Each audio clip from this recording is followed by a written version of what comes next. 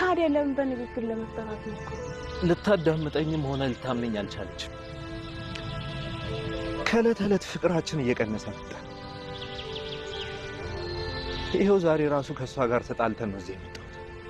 ያላግባባችሁ ምክንያት ምንድነው? ልትረዳኝ ዝግጁ አይደለችም። ግን እኮ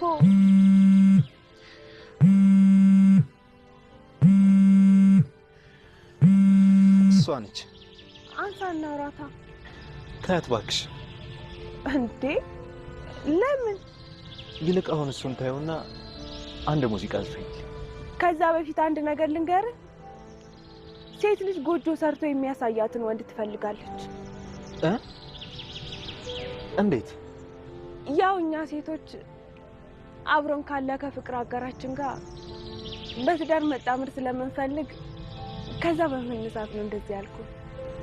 ግን እኮ ነው አሁን ባለውበት ሁኔታ ለትዳር ዝግጁ አይደለሁ። አስተውል።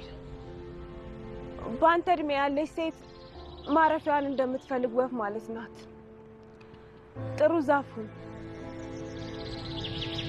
መሆን ካልቻልክ ዛፍ እንደሆነ ሞልቷል። ያማራትን ዛፍ ሳይሆን ጎጆ የሚያሰራትን ዛፍ ነው የምትመርጠው። አንተም ደግሞ ጥሩ ዛፍ ሁንላት። ከዛን አንተን ትመርጣለች። እሺ ምን ላድርግ? ነገሮች ሳይበላሹና ሳይረፍዱብህ አሁኑን ሂድና ይቅርታ ጠይቃት። ዓለማትን በ6 ቀን መፍጠር የቻለ ጌታ ያንተን ነገር በአንድ ቀን መፍታት ያቅተዋል ብለህ ታስባለህ?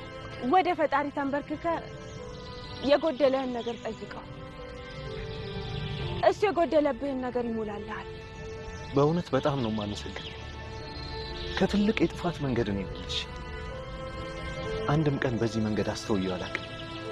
ሴት ልጅ ከወደደችና ካመነች ብቻ ነው ራሷን አሳልፋ የምትሰጥ። ተጠንቀቅ። እርምጃዎችን እያስተዋልክ ተራመድ። ዛሬ ላይ ላይመስል ይችላል፣ ነገ ላይ ግን ከባድ የሆነ ጸጸት ይዞብህ ይመጣል። ይቅርታ